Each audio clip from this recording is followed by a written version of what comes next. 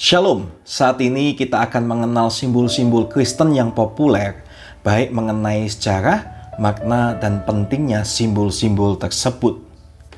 Di dalam sepanjang sejarah, simbol telah banyak digunakan sebagai bentuk ekspresi keagamaan. Sementara beberapa denominasi Kristen tidak menggunakan figur atau simbolisme untuk mengekspresikan iman mereka. Yang lain menggunakannya untuk menunjukkan pengabdian mereka. Berikut ada beberapa simbol yang paling populer yang terkait dengan agama Kristen dan apa yang mereka perjuangkan. Yang pertama, salib. Salib adalah simbol kekristenan yang paling populer.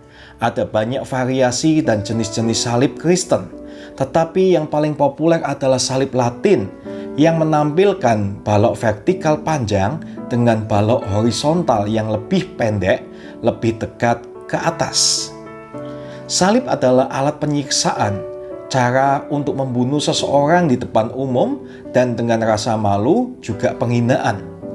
Bukti sejarah menunjukkan bahwa Yesus dieksekusi pada tau salib atau kruk komisa yang merupakan salib berbentuk huruf T, menyerupai bentuk huruf Yunani tau.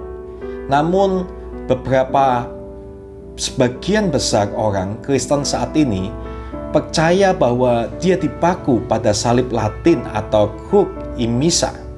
Sejarah menunjukkan bahwa penyaliban juga dilakukan dengan tiang vertikal sederhana tanpa palang yang dikenal sebagai kruk simplex. Sementara banyak sejarawan telah mencatat bahwa salib berasal dari budaya pra-Kristen. Salib diadopsi sebagai simbol keagamaan karena eksekusi Kristus oleh otoritas Romawi. Dalam agama Kristen, salib berdiri sebagai simbol iman dan keselamatan sebagai pengingat akan kematian dan kebangkitan Kristus. Variasi lain untuk salib menurut Katekismus Katolik, salib adalah simbol suci yang ditetapkan oleh gereja bagi umat Katolik dalam menerima berkat Tuhan. Bagi mereka, penderitaan Kristus yang digambarkan pada salib mengingatkan mereka akan kematiannya untuk keselamatan mereka. Sebaliknya, Protestan menggunakan salib Latin untuk menggambarkan bahwa Yesus tidak lagi menderita. Yang kedua, ikan Kristen atau iktus. Nah, iktus ini dikenali karena dua busur yang berpotongan yang menelusuri garis luar ikan. Simbol iktis dalam bahasa Yunani iktus berarti ikan yang diasosiasikan oleh umat Kristiani dengan kisah-kisah dalam Injil ketika Kristus memanggil murid-muridnya sebagai penjala manusia dan secara ajaib memberi makan kerumunan orang banyak dengan 2 ekor ikan dan 5 roti. Ketika orang-orang Kristen mula-mula dianiaya, mereka akan menggunakan simbol tersebut sebagai tanda rahasia untuk mengidentifikasi sesama orang percaya. Dipercayai bahwa satu orang Kristen akan menggambar busur ikan dan orang Kristen lainnya akan melengkapi gambar dengan menggambar busur lainnya, menunjukkan bahwa mereka berdua adalah sama-sama orang percaya Kristus. Mereka menggunakan simbol tersebut untuk menandai tempat-tempat ibadah, tempat suci, dan katakombe. Yang ketiga, malaikat. Malaikat berasal dari kata Yunani angelos dan istilah Ibrani malak yang diterjemahkan menjadi utusan. Di masa lalu, para malaikat juga berfungsi sebagai pelindung dan al-Qudju, menjadikan mereka simbol perlindungan yang kuat dalam beberapa agama.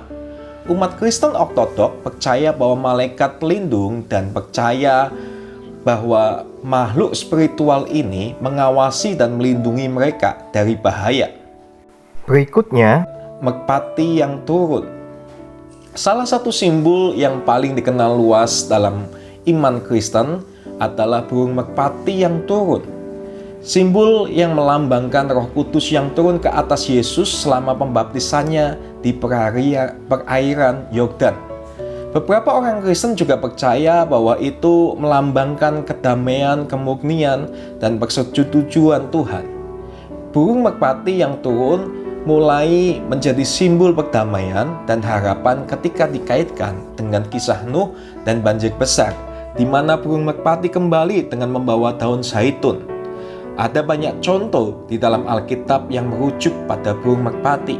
Misalnya, burung merpati digunakan oleh orang Israel kuno sebagai persembahan korban dalam ritual keagamaan mereka. Juga Yesus mengatakan kepada para pengikutnya untuk tidak bersalah seperti merpati dan menjadikannya sebagai simbol kemurnian. Yang berikutnya, Alfa dan Omega. Alfa adalah huruf pertama dari alfabet Yunani dan Omega adalah huruf terakhir dari alfabet Yunani. Ini menyiratkan konsep yang pertama dan yang terakhir, atau awal dan akhir. Jadi Alfa Omega ini juga mengacu pada gelar untuk Tuhan yang Maha Kuasa. Dalam kitab Wahyu, Tuhan menyebut dirinya sebagai Alfa dan Omega, karena sebelum Dia tidak ada Tuhan yang Maha Kuasa yang lainnya, dan tidak akan ada lagi setelah Dia, yang secara efektif menjadikan Dia yang pertama dan yang terakhir. Orang-orang Kristen mula-mula menggunakan simbol ini sebagai monogram Tuhan dalam patung, lukisan, mozaik, hiasan seni, ornamen gereja, dan altar mereka. Saat ini simbol ini digunakan dalam ikonografi ortodok dan umum dalam tradisi Protestan dan Anglikan. Beberapa contoh dapat ditemukan dalam mozaik dan lukisan dinding gereja-gereja kuno. Yang berikutnya adalah Kristogram. Kristogram adalah simbol untuk Kristus yang terdiri dari huruf-huruf yang tumpang tindih yang membentuk singkatan untuk nama Yesus Kristus. Apakah Anda tahu berbagai jenis Kristogram dikaitkan dengan berbagai tradisi kekristenan? Yang paling populer adalah Chi-Rho, IHS, IC, XC, dan INRI yang dianggap sebagai nama atau gelar ilahi dalam manuskrip Yunani dari kitab suci. Chi-Rho, simbol Kristen awal. Monogram Chi-Rho adalah dua huruf pertama dari Kristus dalam bahasa Yunani. Dalam alfabet Yunani, Kristus atau ditulis sebagai Christos, di mana Chi ditulis sebagai X dan Rho sebagai P. Simbol ini dibentuk dengan melapisi dua huruf awal X dan P dalam huruf besar. Ini adalah salah satu kristogram atau simbol tertua yang dibentuk dari kombinasi huruf-huruf dari nama Yesus Kristus. Sementara beberapa sejarawan percaya bahwa simbol ini memiliki akar pagan dan asal-usul pra-Kristen. Simbol ini mendapatkan popularitas setelah diadopsi oleh Kaisar Romawi Konstantinus I sebagai simbol tentaranya dan menjadikan agama Kristen sebagai agama resmi Kekaisaran Romawi. Medali dan koin yang dicetak selama masa pemerintahannya menampilkan simbol tersebut, dan pada tahun 350 Masehi simbol ini dimasukkan ke dalam seni Kristen. Monogram IHS atau IHC berasal dari tiga huruf pertama dari nama Yunani untuk Yesus, Iota, Eta, Sigma.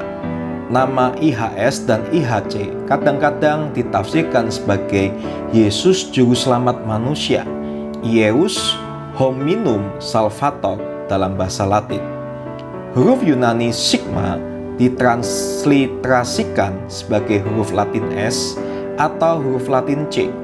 Dalam bahasa Inggris, huruf ini juga memperoleh arti ia telah menderita atau dalam pelayanannya.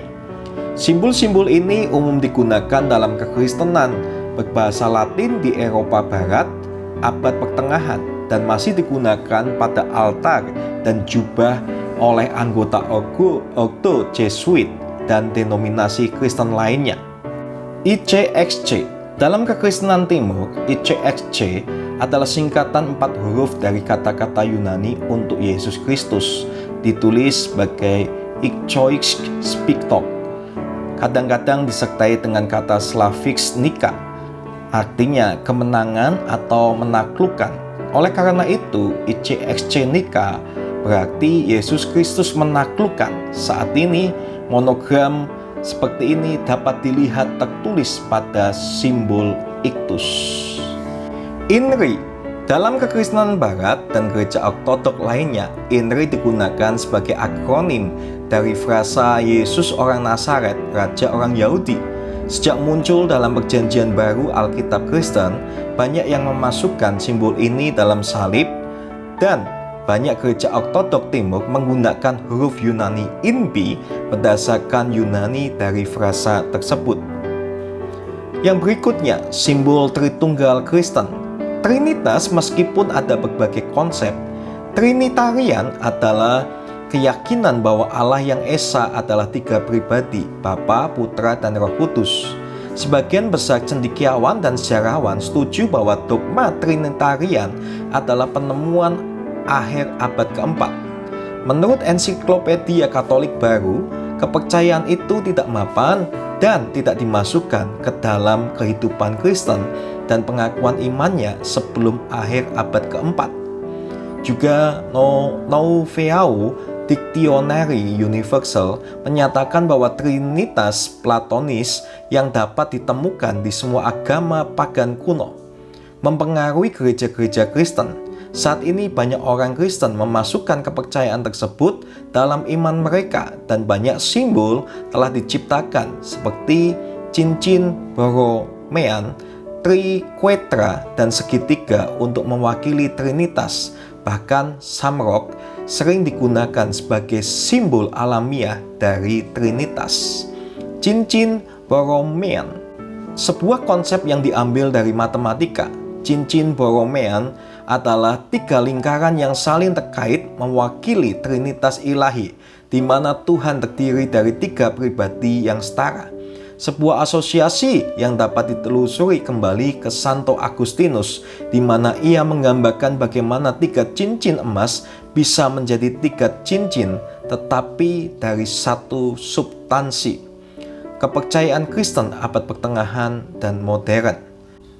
Triquetra, simbol Trinitas, dikenal karena bentuk trisudutnya yang terdiri dari 3 busur yang saling berhubungan. Triquetra melambangkan Trinitas kepada umat Kristen awal, dan disarankan bahwa simbol ini didasarkan pada ikan Kristen atau iktus. Beberapa sejarawan mengatakan bahwa Triquetra memiliki asal-usul Keltik, sementara yang lainnya percaya bahwa hal itu dapat ditelusuri kembali sekitar tahun 500 sebelum Masehi. Saat ini simbol ini sering digunakan dalam konteks Kristen untuk mewakili Trinitas. Segitiga, bentuk geometris, telah menjadi bagian dari simbolisme agama selama ribuan tahun. Dalam kepercayaan ortodok Kristen, segitiga adalah salah satu representasi dari Trinitas, di mana 3 sudut dan 3 sisi melambangkan satu Tuhan dalam 3 pribadi. Jangkar. Dalam kekristenan ortodok, simbol jangkar ini menjadi populer karena kemiripannya dengan salib. Bahkan salib jangkar terlihat pada jubah uskup agung gereja ortodok Rusia. Simbol ini ditemukan di katakombe Roma dan permata tua, dan beberapa orang Kristen masih memakai perhiasan dan tato jangkar untuk mengekspresikan iman mereka.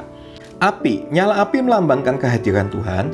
Itulah sebabnya gereja-gereja menggunakan lilin untuk melambangkan Kristus sebagai terang dunia. Bahkan representasi cahaya seperti nyala api, lampu, dan lilin menjadi simbol umum kekristenan. Sebagian besar orang percaya mengasosiasikannya dengan bimbingan dan arahan Tuhan. Dalam beberapa denominasi Kristen, matahari adalah representasi Yesus sebagai terang dan matahari dari dunia kebenaran. Berikutnya, globus cruciger. Globus cruciger, bola dunia melambangkan dunia sementara, salib melambangkan kekristenan. Bersama-sama, gambar tersebut melambangkan penyebaran agama Kristen ke seluruh penjuru dunia. Simbol ini sangat populer selama periode abad pertengahan dan digunakan sebagai religia kerajaan dalam ikonografi Kristen.